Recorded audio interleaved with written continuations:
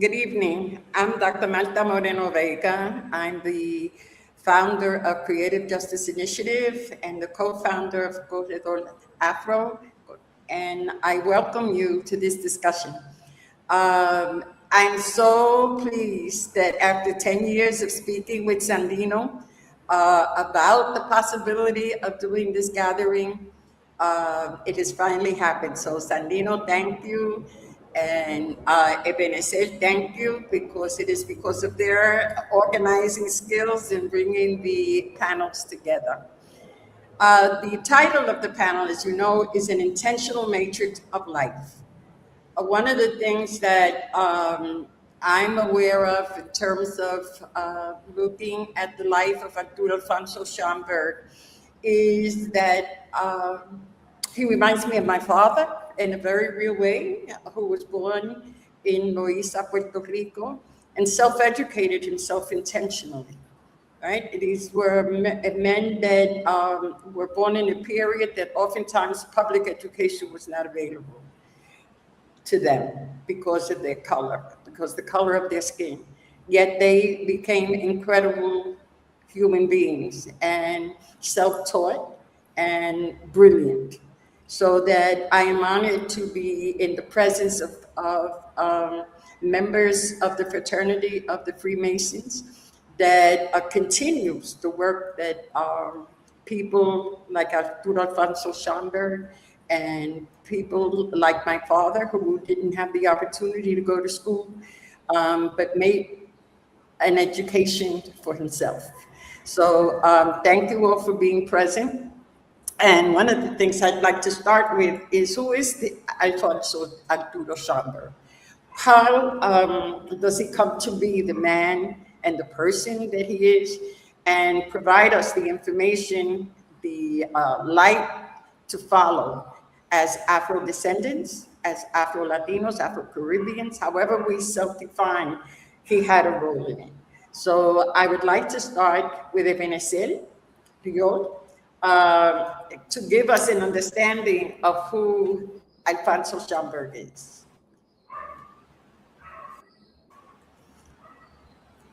Este no se oye. No se oye.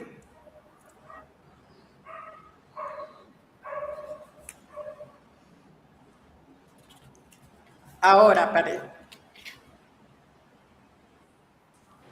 I think he's still muted. Está muted.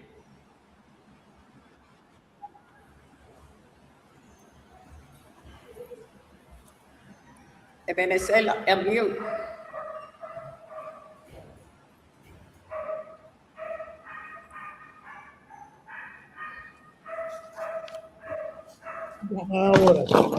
Ahora.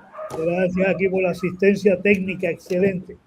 Bueno, pues decía que para mí es un privilegio compartir con ustedes este foro, este conversatorio sobre una figura excepcional, una figura mundial que cada día tiene más relevancia entre nosotros, los que queremos un cambio verdadero en la sociedad, erradicando de toda forma el racismo y siendo reconocido como parte de la especie humana, que es realmente lo que somos.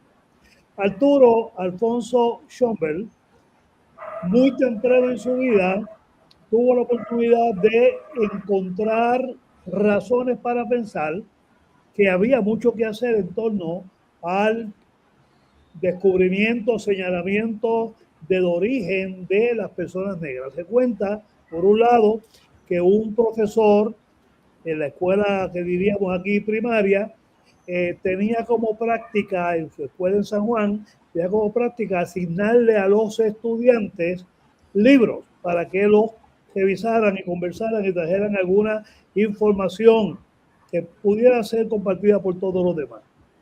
Pero se cuenta también que dentro de esos libros que repartía el profesor, no había libros sobre la historia de África ni sobre el impacto de África en la especie de la civilización. De ahí se habla entonces que Arturo Alfonso Schomburg siente una gran interrogante por sus orígenes y despierta una curiosidad que con el tiempo va a desarrollar. Pero como todas las historias hay otra versión. Se dice entonces que un amigo que conoció en Nueva York, cuando obviamente llegó a Nueva York, que era Serra, pues es el que le dice, mira, yo estoy coleccionando artículos sobre la negritud y creo que esto vale la pena. Y entonces ahí también Schomburg siente ese otro impulso, ese aguijón, para convertirse en coleccionista. Cualquiera de las dos versiones es buena y las dos son buenas y ninguna es mala, porque ciertamente lo que tenemos que hacer es reconocer que este ser humano especial tuvo la sensibilidad de dedicar gran parte de su tiempo y de su tesoro personal, porque él no era un rico, no era millonario, no era de familia caudalada y tenía que trabajar para vivir, y dedicó buena parte de su ingreso a obtener artículos que evidenciaran la historia de África y de los africanos y su impacto en la civilización mundial. Así que yo creo que ese es su primer gran logro. Segundo, que se convirtió autodidacta, se convirtió en un gran exponente de la historia de las personas negras y del continente africano. Y él viajó a diferentes estados de los Estados Unidos de América a dar charlas, conferencias, a participar, fundó centros de estudio, ¿verdad? Fue contratado eventualmente por universidades para dirigir colecciones, así que creció intensamente como ser humano y eso le permitió insertarse en muchos otros centros, ¿verdad?, de actividad. Cuando sale de Puerto Rico y llega a Estados Unidos de América, específicamente a Nueva York, pues comparte uno de los grandes centros que en ese momento estaban albergando las actividades y las aspiraciones de grupos emigrados del Caribe a Estados Unidos y que querían romper con el dominio colonial que en ese caso tenía España sobre Puerto Rico. Y se reunían en Nueva York, se reunían en Nueva Orleans, se reunían en diferentes lugares y continuaban alimentando el deseo de que Puerto Rico fuese libre. Así que en el término de la política, los primeros años de Schomburg en Estados Unidos se caracterizan por su intensa actividad política. De hecho, fue apadrinado por Betances, a quien él conoció en San Tomás. Betances estaba proscrito en Puerto Rico, pero iba frecuentemente a San Tomás y se reunía con personas de intereses revolucionarios. Y ahí es que Betances conoce a Schomburg y lo marca y lo deja profundamente impresionado, al grado tal que luego ya Schomburg en Nueva York hay dos organizaciones que lo acogen. Uno es el Partido Revolucionario Cubano, que lo acoge en la sección de Puerto Rico de ese partido y lo designan o eligen o nombran como sea secretario de la entidad. Es el que recibe toda la información, en cierta forma todos los secretos, ese es el que maneja todas las comunicaciones. Pero también a la vez fue designado, se organizó otro grupo que se llamaba las dos Antillas, también para luchar por la independencia de Puerto Rico y de Cuba, y de ese grupo, las dos Antillas, también fue secretario, con toda la importancia y la información que eso tiene. Así que Schomburg es una persona realmente muy influyente en las mentalidades de su tiempo, y fue una persona que fue marcando un rumbo hacia dónde debía ir toda esa inconformidad caribeña, en este caso con España. Eventualmente se habla de diferentes fechas, quizás para 1908 o 10, él ingresa a una logia, era una logia cubana, era una logia de habla española, y es una logia que lo acoge, ahí comienza, una logia masónica, ahí comienza a crecer más como ser humano, ahí comienza a desbordar sus pasiones y sus intereses por conocer más, ya no en la cuestión personal política, sino en la cuestión filosófica, sobre su origen, hacia dónde va, las obligaciones que tiene con el gesto de los seres humanos, las obligaciones éticas que surgen de esa masonería que él comienza a descubrir, que la hace suya y que después, en cierta forma, es un gran maestro masón. Así que es un proceso interesante porque si es posible, dilo como a qué edad está hablando que estaba Schomburg en este punto cuando entra a la masonería. La información que yo tengo es que Schomburg entró a la masonería más o menos en el 1908, ¿verdad? De hecho, hay libros que dicen que cuando él llegó a Nueva York ya era masón. Eso no es correcto. O sea, él llega a Nueva York muy joven y después que conoce la masonería. Primero, ¿a qué edad está? Ya tiene que es como 18 años, joven. Según si fue en el 1908, estaba ya cerca de los 20 y tantos años, porque era un joven adulto, ya con experiencias de vida, con grandes interrogantes que quería satisfacer, y comenzó a buscar esas explicaciones a través del mundo masónico, que fue para él una gran escuela, fue para él una gran forma de integrarse con otras personas y fue también para él una gran manera de hacer aportaciones a toda la humanidad, porque el pensamiento masónico es para toda la humanidad y ayuda a todos los seres humanos que queremos crecer. Vamos a entrar y pasar en estos momentos a Pedro Nicol Santana, que nos explique, porque ya tú introduciste en la palabra, ¿verdad? O el concepto de la Freemasonry, ¿verdad? De los masones. ¿Qué es ser masón? ¿Qué son las reglas de ser masón?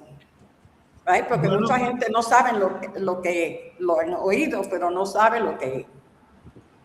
Buenas noches, buenas noches. Nos convoca en esta ocasión la figura egregia de Arturo Alfonso Schomburg. El hermano Ebenezer menciona cuando le entra a la masonería. Los datos que yo tengo es que entra en el 1892, a la tierna edad de 18 años. Y está en una cultura totalmente distinta que la vio crecer. Así que él busca refugio, en cierto modo, en la masonería, porque tiene que haberle entendido que la masonería acogía a hombres buenos y lo hacían mejores. Y así entra. Yo creo que es importante tener unos conceptos básicos de lo que es la masonería. Primero, la masonería no discrimina por razones de raza, de educación, de orientación política o lo que sea, ni cuestiones de que si uno es de una trata social más alta que los demás. Allí todos, dentro de una logia, todos somos hermanos. Lo segundo es que es el elemento común de todos los masones en una logia particular, es el deseo de ser mejores seres humanos, de querer mejorar, aprender a dominar las pasiones y a empezar a crecer y a desarrollarse en esa línea. No hay duda que Arturo Alfonso Schomburg estaba buscando esa protección. Y desde esa curul que le brindaba la masonería, esa protección, esa seguridad, esa escuela que le enseñaba a crecer hacia el frente, él busca un nuevo derrotero para salir de la opresión que sentía que Puerto Rico estaba viviendo con España. De ahí que se asocia con el grupo que busca la independencia de Cuba y le hacen como una esquinita y es el grupo de Puerto Rico. Piense que en esa ocasión él está participando con grandes figuras de la sociedad y de la política y del arte cubano, inclusive cuando surge la bandera cubana, que la de Puerto Rico en cierto modo es una réplica, una alteración de colores, pero ciertamente nos une ese diseño de la bandera. Así las cosas, el hombre se mueve hacia adelante. Alguien preguntó ¿qué buscaba Arturo Alfonso Schomburg en la masonería? Yo creo que debo reiterar que era ser un mejor ser humano. Así que con esos ingredientes básicos, yo creo que podemos empezar la discusión del tema que nos convoca a nosotros, que son los principios de Arturo Alfonso Schomburg, que no son otros principios que adoptados de la misma masonería, y los tienes a hacer público a la sociedad en que vivía. Hay que recordar que para el tiempo de Arturo Alfonso Schomburg, los negros vivían en una sociedad paralela a la sociedad principal. Ahora hay una integración que quizá la gente no lo entiende, pero cierto modo, para aquellos tiempos tenían una sociedad paralela. Así que me abro las preguntas que tengan a bien ustedes hacer sobre ese tema. So, vamos a seguir y después regresamos a la sección de preguntas y más información. ¿Está Luis todavía conectado? Olga, ¿está Luis conectado? Bueno, vamos a seguir con Sandino. Okay. Sandino Sánchez, yo lo conocí como jovencito y en ese proceso hemos creado distintas cosas con las instituciones que él estaba asociado. Y para mí es un gran honor que él fue parte de organizar este panel y también verlo crecer y entender ahora que es parte de the Freemason Fraternity. So, Sandino, dinos por qué, el por qué. Tú iniciaste. Sí. I'm going to speak in English. We're bilingual. Yes, we're bilingual, but I'm going to speak in English. So when I was my name is Sandino Sanchez. I'm currently the junior Grand Warden of the Most Worshipful Principal Grand Lodge. I was Arturo Schomburg has been an idol of mine, a hero of mine since I was in high school. Arturo Schomburg was the first Prince Hall Latino, the first Afro-Latino secretary, Grand Secretary of the Most Worshipful Prince Hall Grand Lodge. It's important to indicate that he was a Prince Hall Mason for a lot of reasons that has been mentioned, but it's very important. When he came to New York, he decided to become a Prince Hall Mason. He had other choices, but that's a choice that he made for political reasons and philosophical reasons. I know Dr. Marta Vega for many years. Many years ago when I was in high school, I attended she was the director at the time of the Caribbean Cultural Center at that time, and there was a picture exposition of all civil rights leaders that have been impacted by the civil rights leaders, Marcus Garvey. There's a lot of noise in the back. Marcus Garvey, and in that picture collage, two people stood out. One of them, Arturo Schomburg, or Arthur Schomburg. And I did some research. I was in high school. I was maybe in the 10th grade. And I did research, and that kind of stuck in my mind because he was an Afro-Latino, following the teachings that I've been exposed to my entire life. I am Dominican. I am from Dominican descent. And I've been told since I was a little kid that there's African blood that goes through my veins. So in the spirit of that, I kept digging. And then I realized all of the accomplishments that Arturo Schomburg had made, that he was a Grand Secretary, that he was a Master Mason, that he was a 33rd degree Mason, and all those things I learned. So when it was my time to join, I decided to be a Prince Hall Mason to follow his footsteps. I had choices. At that time, there were two Latino lodges in New York City. Fraternidad Lodge, part of the Grand Lodge of New York, and in the Prince Hall family, it was Prince Hall 38, we have a member here on the panel, Jamal Ali. Before it was called Prince Hall 38, it was Sol de Cuba, which is the lodge that he joined. It's important to say that because he found a home in the African community. Didn't find a home anywhere else. He found a home in the African community that helped him develop the skills that he has as a person. So as I continued my journey in Masonry, I eventually became a past master. I became the Grand Secretary. So I'm the third Latino Grand Secretary in the Most Worshipful Prince Hall Grand Lodge. And now I stand before you as a Junior Grand Warden, and most likely, God willing, will be the first Latino Grand Master in the state of New York, hopefully in the next 5 years. So I say all that to say that it wasn't by chance that I became a Master Mason. I became a Master Mason because our founder, Prince Hall, was a justice-driven person. He was a civil servant. He was an educator. He was a businessman and a civil rights leader. And that's the foundational work behind uplifting people of color starts and originated with our founder, Prince Hall, who Arturo Schomburg decided at his time to join that fraternity. Thank you so much, Sandino.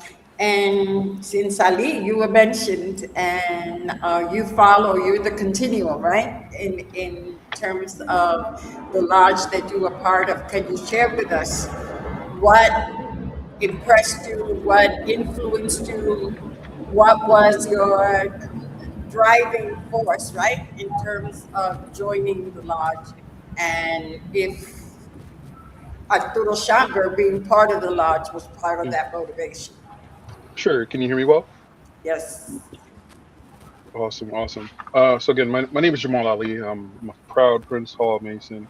I'm a member of Prince Hall Lodge number 38, formerly El Sol de Cuba Lodge, which Arthur Schomburg was a member of.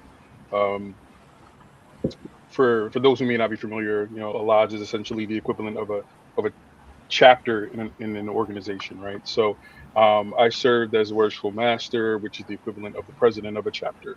I also served as the grand treasurer of the most worshipful Prince Hall Lodge, Grand Lodge of the state of New York, in 22 through 24. So I became familiar with Arturo Schomburg when one of the more seasoned members in the lodge kind of gave us a tutorial, so to speak, of some of the notable members historically in the lodge. And at first, just based on the name, I assumed that Arthur Schomburg was a Jewish man, right? And I assume that because I know that historically Jewish individuals face challenges joining mainstream lodges as well, the same way Latinos did in the time. So many of them found a home in Prince Hall lodges as well. So this prompted me to do my own homework, of course, leading me down like a rabbit hole, so to speak, of information, not only understand his contributions, but also the circles in which he fellowshipped in and with, so many people who we learn about historically in Black history and Black culture, your Carter G. Woodsons, your Du Boises, your Marcus Garveys, so on and so forth. So it's very interesting to understand the history of someone who sat in the same seat that I sat in, sat in the same room that I sat in, that contributed so much to what we kind of recognize as the cornerstone of written Black history in this country. And to have served, again, in the same place, so to speak, it's just really been an honor. Him being the 77th worshipful master of my lodge and me being the 77th is kind of the link in my mind that we're kindred spirits in a way. So just really honored to be here today to have this conversation with you all and contribute in any way I can. Thank you. Thank you. Luis, do you hear me? Luis, ¿me oye? ¿Me escucha? Ok, so, vamos a hablar sobre la combinación, ¿verdad? Que sale Schomburg del Caribe, de Puerto Rico, a Nueva York, y que se enfrenta, ¿verdad? En el proceso de desarrollarse como la persona que se creó, ¿verdad? A scholar, an investigator, a connector of our communities, and who were his mentors, right?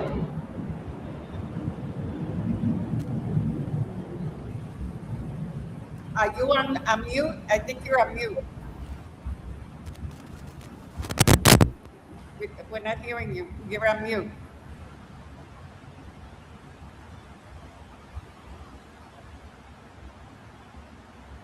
No se oye. ¿Tú me oyes a mí? No te oímos. So to keep it rolling, Kevin. Ok, ¿me oye ahora?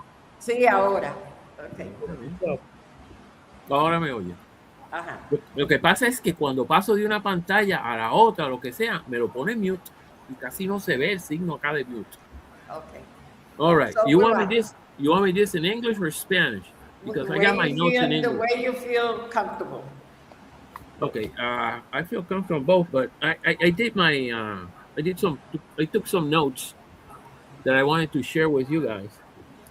But let me present myself. I'm Dr. Luis Antonio Otero Gonzalez.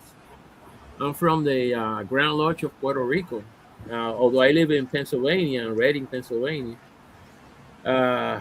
This year I turned 49 years as a Freemason. And I come from a big Masonic family, from my great-grandfather, my grandfather, my father, my uncles, everybody, and my sons are also Masons. And I served for many years as the Grand Librarian of the Grand Lodge of Puerto Rico until I moved here to the States again. I looked at how do I got involved with this Arturo Alfonso Schomburg. This is interesting because the culprit for this was Ebenezer, because he saw something that I did and he invited me to talk about this. And since that, he's been getting into this, activities where he gets me involved real quick, and I don't mind it. I enjoy them a lot.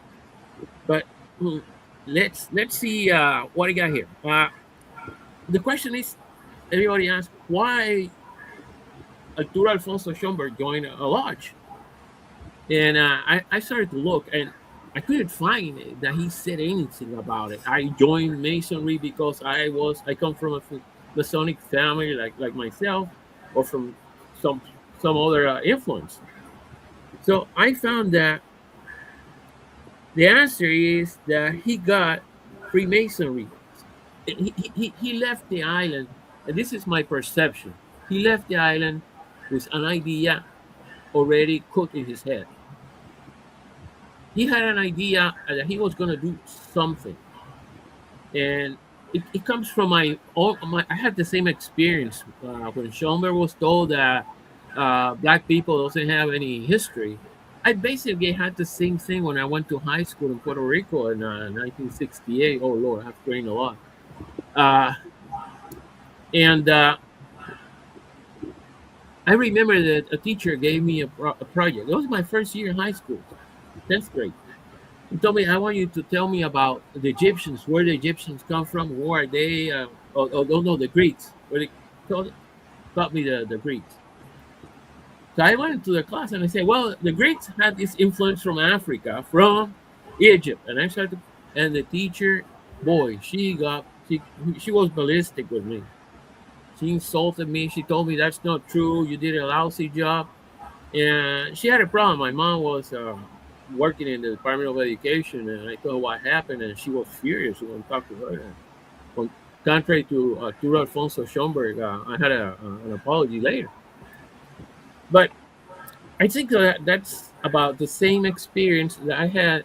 I had the same experience that he had, and thinking, wow, there's some parallels here. And but why he joined? I joined because I have family that was Mason. But what pushed him? Well, I found something. Freemasonry, especially Prince Hall, was the hub for Black intellectual life in New York. So Schomburg was deeply involved in Black scholarly, literary, and political circles in New York. So this area functioned for him as an intellectual network. It worked for him as a space of historical preservation and a meeting ground for activists, educators, and writers. It fits perfectly with what Schomburg was thinking. Hey, I have to get into the African American elite and work with them, help them. And I think that was, and he found the place. What was that? Prince Hall Masonry. I found that he found that Schomburg believed that African descended people needed to reclaim their story, their history, okay? To combat racism, education, combat bad things, all right? So he emphasized 4 things: moral, development, education, discipline, and collective advancement. I want people to move, to learn, to get better. he had this idea very clearly that Black people must know their past to shape their future. If we're going to go that way of progress, then we have to be educated. We have to learn. Okay? So the lodge will offer him a place where he can connect with people. Also, he will learn how to exercise his leadership, and he was a strategist. I say on top of that, he was the strategist, and he wanted to build influence that it's been denied elsewhere. So he was doing his work. So he found that since Masonry was very respected, this reinforced respectability, open doors, and Black people will have a place with the educational system, how they improve their education to have better chances in life. Okay, the bottom line is that I don't think that Schomburg joined Freemasonry for mystic ideas. I just want to see what's happening out there in the old world. No, that's not it. He joined for three things: intellectual goals, his commitment to racial uplift, and his need for community structures and influence. Okay, so that's what I think about Arturo Alfonso Schomburg. Thank you, Luis. Right. And let's move to Kevin. Is Kevin in? Kevin Parker? I'm here. Hi, how are you? I'm doing well. Talked. Thank you for being part of the panel. Kevin, you're in public life, right? As well as in traditional structures and fraternal structures that support us as a people historically. And what is your read in terms of being a Mason and what it means in terms of who you are and in terms of how you perceive Arturo Alfonso Schomburg influenced you? Yeah, no, thank you. So first of all, thank you for bringing this together. Similar to Sandino, I've known Dr. Vega for a very, very long time, going back when she was doing her PhD at Temple and in African American Studies. And we've developed a very long and close both friendship, but also professional partnership. And so once again, I find myself grateful to you for your vision, your leadership in this area, and particularly hosting this. And I'm really just humbled to be part of this conversation as I look at the luminaries and accomplished members of this panel. Again, I'm State Senator Kevin Parker. I represent the 21st District in Brooklyn, New York. I'm the chairman of the Energy and Telecommunications Committee, as well as the senior assistant majority leader in the New York State Senate. But I'm also a proud Prince Hall Mason. I am a past master of Sons of Kings Lodge number 123. I'm also a 33rd degree Mason, currently the potentate of Abu Bakr Temple number 91, and a member of the Brooklyn, Long Island chapter of Kappa Alpha Psi Fraternity Incorporated. And so having all of those connections, I think similar to Arturo Schomburg, I think has meant a lot to me. I actually discovered, so the other thing that I do, I'm also an Africana Studies professor and been teaching Africana Studies off and on at places like Brooklyn College, University of Albany, Westbury, going on over 30 years, right? And so I at one time was a researcher, this is going back to 1995, for a encyclopedia that was being done by Columbia University. And I literally spent, I think, a whole summer in the Schomburg Library, going through the archives, working on these various entries that were put into this encyclopedia. And to be honest, I had started teaching at that point but wasn't really, I was familiar with with the name, but didn't know who he was. And after spending a whole summer, I did some deep dive on who this man was who had started this collection and what made him decide. And I think that Dr. Arturo is hitting the right points as it relates to Schomburg. But I also think that it's the right points for even Prince Hall, right? Like, a lot of us, think about, the esoteric knowledge that Masonry is supposed to give you. But the reality is that Masonry, and even Prince Hall Masonry really was more of a mutual aid society than anything else. And particularly we go back to the, late 1800s. On the side, me, Sandino, and Jamal are arguing about when we think that he received his degrees in Masonry, right? But we agree that it's towards the 1800s, not early 1900s. And we think about organizations that African Americans could belong to at that time. There weren't really there was no NAACP at that time, no Urban League. Alpha Phi Alpha doesn't get created to 1906, right? Kappa Alpha Psi and Omega Psi Phi both get created in 1911, right? And so, there's really not a lot of places to go. And being somebody who was like self-identifying as a person of African descent, finding himself in a new country, connecting with this community, Prince Hall Masonry really was an obvious choice for him to go to, exactly for the points that Dr. Luis just mentioned. And so let me just say that I think even now, as we talk about being kind of 100 years down the road, that we look and we see that these organizations like Prince Hall Masonry and Kappa Alpha Psi, what they provided for Arturo Schomburg, they continue to provide in our community. First of all, a place to find brotherhood and connection, right? Really, really important.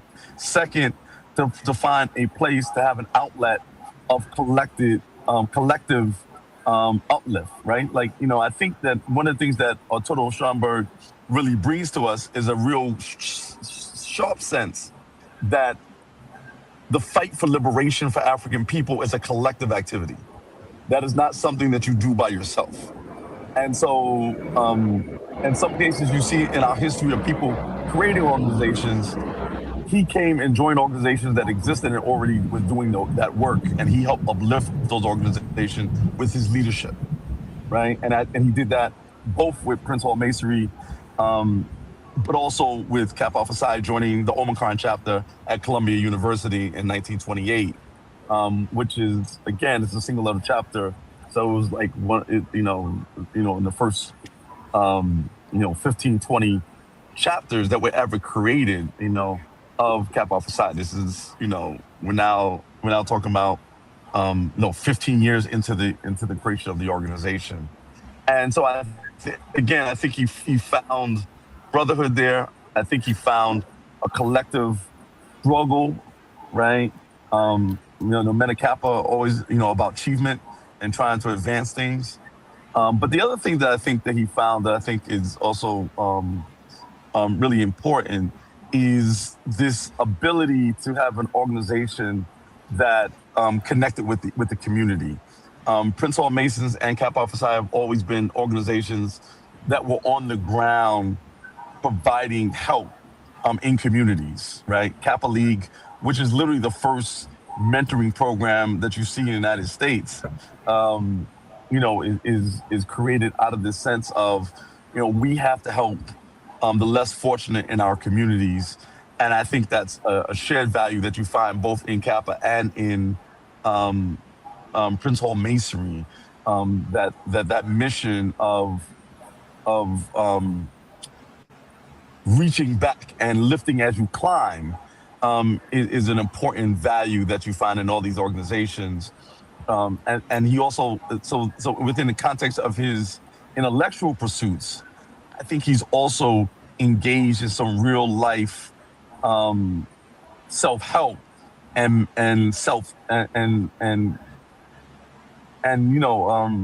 community help that he sees that is necessary. So it's not just like he's not contemplating his navel. He's saying, yeah, we have to understand our history, but this history has to inform us as we build our community and we help one another. I think one of the significant aspects of Arturo Schomburg is how he connected people in different, not only across organizations, but across countries. And one of the greatest influences in my developing the kinds of organizations was the letter that Schomburg wrote to Nicolás Guillén, the poet laureate Afro of Cuba, about Langston Hughes, the poet of Harlem, right?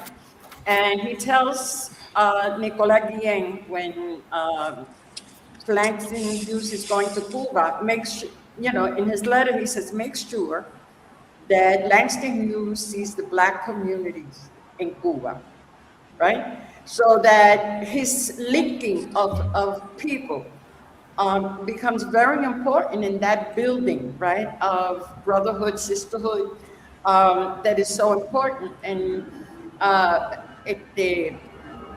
Pedro was mentioning, as Sandino was mentioning, the people that are involved in Freemasonry that we don't even know and have influenced public policy. So who are those people at different points in our history that is so important to have framed opportunities, not only for Schomburg, for us all, right? In opening avenues. Sandino, you spoke about the role of the Freemasons in the civil rights movement. Pedro, you spoke about the importance of policymakers, right? That were Freemasons in the development of what became, Puerto Rico's relationship to the United States. And I don't think that most of us know that Freemasons are sort of a global organization, a fraternity, and are everywhere influencing our lives. So I would like, the question I would like to ask at this point is, who are those that also work to change our lives with Arturo Alfonso Schomburg, right? During the periods that he was developing. Someone mentioned Betances. Let me, I have to, can you hear me? Yes. Okay. Let me, before they answer that question, there's something that have to be clarified that have not been said. And it's, what is a principal Freemasonry? Because they talk about this lodge, the other one, but what's a principal? Because I come from the Grand Lodge of Puerto Rico. I'm working here in Pennsylvania, but what's the principal? And I say it's I have to say that it's a regular lodge. It's not something different from other lodges that are not regular, meaning recognized or that come from the United Grand Lodge of England that was started Freemasonry in 1717. So what happened is that Arturo Alfonso, Prince Hall arrived he was member, I have the dates here, 1884. Prince Hall was another African Americans or African descent. They were initiated legally in a military, in an English military lodge. That's how Freemasonry spread around the world, basically. Let me correct that date. It's 1774. 1774. 1770, the year before. Yeah, 1770. Yeah. Okay. Well, what I'm saying is, Prince Hall just arrived, and what happened is they got a charter from the United Grand Lodge of England because they were made Masons in a United Grand Lodge of England, but racism took another way. And what was they started? This is not, the separation was not because of ritual. The separation was not because Prince Hall was doing something different. Nothing of that. It was the same. You look at the rituals here and the rituals on the other Grand Lodges, basically the same. Okay. What happened is the racial conquest. These people are black. We don't want them black here. And it took so many years just to basically to fix that. Now they are recognized. Now I have to remember, there's a Grand Lodge and there's a Grand Orient. Okay. The Grand Lodge is what we have. We have the 3 degrees. But the Grand Orient is different, and that's come from France, and those are not recognized by the United Grand Lodge of England, making them irregular. That's why we don't, our lodges don't recognize those Grand Orients. Martha? Sí, Okay. Pedro. So, Yes. In my first intervention, I failed to mention that I was a past deputy Grand Master 4 times, a past Grand Master 3 times, and in my last term as Grand Master of the Grand Lodge of Puerto Rico, I became aware of the existence of Arturo Alfonso Schomburg. As soon as I became aware of all his great deeds, I decided to sign a decree, which is the 2013-2014 number 7, recognizing the awards and the deeds of Arturo Alfonso Schomburg and declaring that he was a member, a privileged son of the Grand Lodge of Puerto Rico. Since then, every year on the dot, on his anniversary, we celebrate the Arturo Alfonso Schomburg Day. As a matter of fact, tomorrow we will have another of those interventions as the Grand Lodge had a meeting on the 24th of January, which prevented us from using the facility of the Grand Lodge.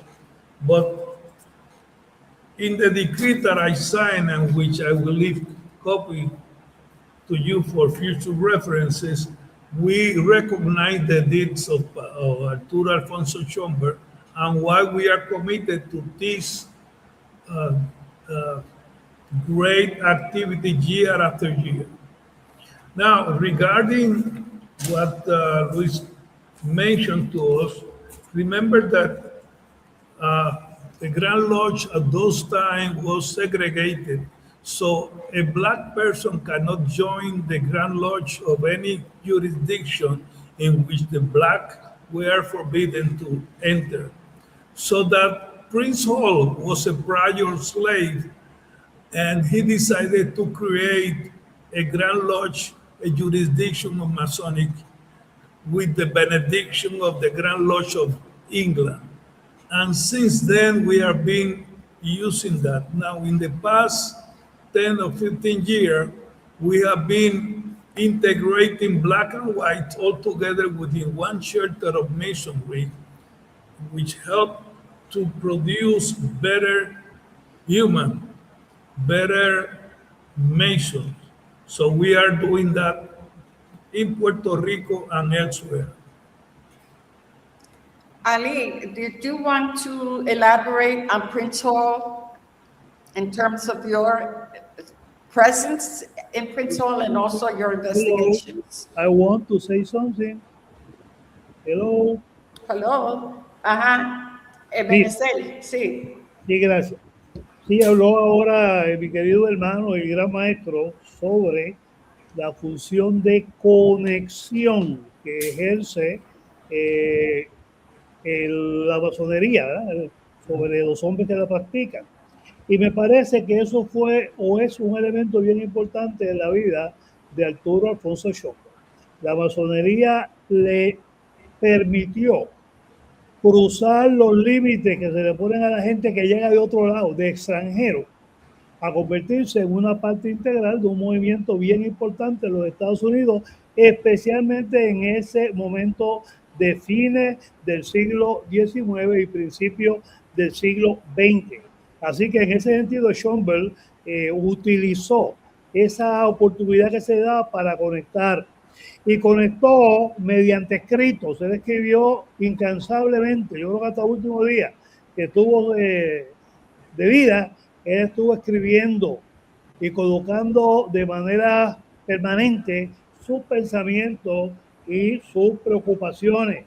También publicaciones en diferentes medios que en ese momento estaban disponibles, incluso creando medios para llevar su mensaje y para hacer que perdurara lo que se estaba planteando. Imagino que también Schomburg, como un gran conector, tuvo que ser un gran organizador, porque cuando usted se integra a una organización con pasión, porque entiende que eso es parte esencial de su vida, y va subiendo de niveles según usted va creciendo y según va asimilando los principios y la forma de funcionar de su organización, ciertamente usted se convierte en un organizador porque replica ese esquema y ayuda a que otros también puedan hacerlo, no solamente entrando a su logia, imagino yo que organizando nuevas logias, y eso es lo que yo obviamente desconozco. De hecho, yo me excuso, yo creía que Prince Hall había cerrado, así que en uno de los próximos viajes que tenga voy a ver si puedo conocer personalmente esta logia. Lo otro también que quiero señalar es que Schomburg era prácticamente desconocido en Puerto Rico. En 1982 yo preparé un documental que se llama El legado de Arturo Alfonso Schomburg, para lo cual fui primero a la colección Schomburg, traje materiales, y luego otros grandes artistas hicieron el trabajo de preparar el guión y eventualmente de hacer la afirmación. Y ese documental le ha dado mucha promoción a la figura de Schomburg. Y yo creo que hay que hacer nuevos trabajos sobre eso, porque tenemos que seguir conectándonos. Y la manera de conectarnos hace 40 años no es necesariamente la manera de hacerlo ahora. Quiero también señalar otra dimensión, que Schomburg también es apreciado por los Odd Fellows. Yo presido la logia Odd de Carolina.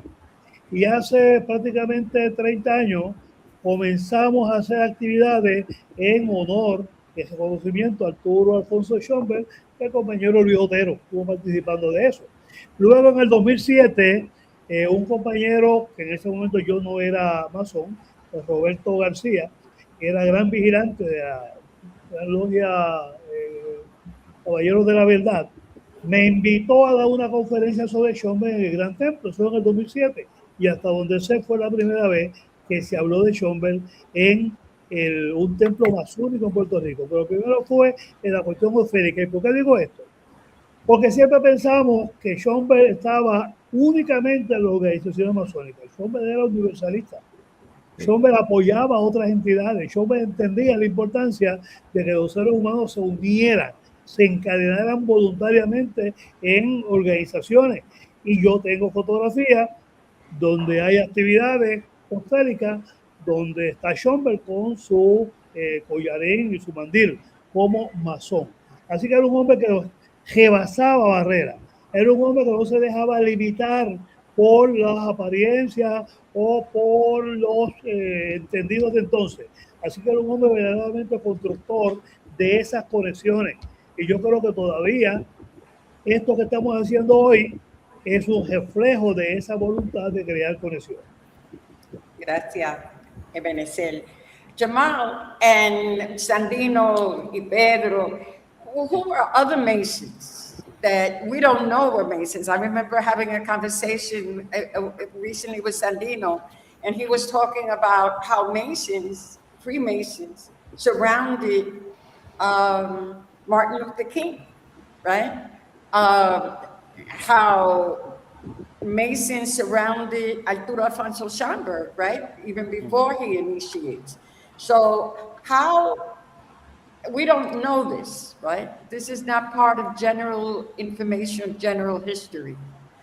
And I know that you're an educator, Jamal. How do we get this information out that it's a broad, right, network of people? Right. So I appreciate it. I think educator's generous, but I appreciate it. So a couple things, right? I think first, important to understand, and I know the question came up earlier with Luis, but one of the reason he transitioned from that Puerto Rican, Cuban revolutionary mindset was because, you know, after Spain lost its hold of those territories, there was no more revolution to fight, essentially, right? So he was almost like a man without a country, so to speak, right? Remember, we're talking about a man who is by nationality Puerto Rican, right? But he is a mixed race black man, right? One with a German father, who he didn't have much of a relationship with, right? So his entire life, he has essentially been a man without a country. Um, in coming to the United States, right? And all three of his wives were all black women, right? And his children were raised by their maternal family in the Deep South. And in visiting his children in the Deep South is where he was able to experience Jim Crow, right?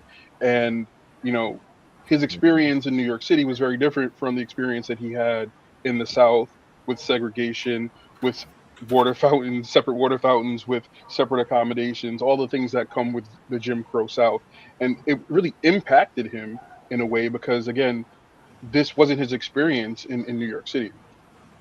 But what he fell in love with was that African culture in that New Orleans area, right? And from there is where he found this deep rooted love for Black and African culture. Fast forward to when he joins Prince Hall Masonry, there was a gentleman within the lodge, then still El Sol de Cuba Lodge, named John Edward Bruce, right? John Edward Bruce, and I have his biography here. This is, well, hard to see, right? Because I have my thing on. But John Edward Bruce, was, a historian, a politician, historian of the Black diaspora, and he was the collector that inspired Schomburg to start collecting books, right? And remember, in New York City, let me just make sure I got my facts here straight. So the first New York Public Library is established in 1895, right?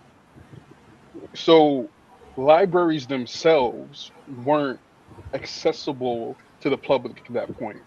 So to have a library or a collection of books was a like almost a measure of status, right? To be in amongst educated people of color who had collections of books were part of the allure of becoming a Mason, right? Especially a Prince Hall Mason, because you weren't ever really in circles where you had access to books and literature and culture, which was another one of the reasons why he became part of this circle. So now, as he started to build his collection, and this is stated in his biography, he started creating these organizations where they would share books, right? And it's funny that we talk about Langston Hughes going to Cuba, because as he grew his collection and as he started to cultivate this organization, or these organizations, because there were multiple, he would enlist people like Langston Hughes to when they traveled places to help him find books, right? Remember, Arthur Schomburg wasn't traditionally educated, right? He wasn't someone who had college degrees. I don't even think he graduated high school, right? However, he had this ability to organize, right? To organize people in a way that created this true real benefit, right? And again, from this accumulation of literature, he was able to amass people like your Carter G. Woodsons and your W.E.B. Du Bois.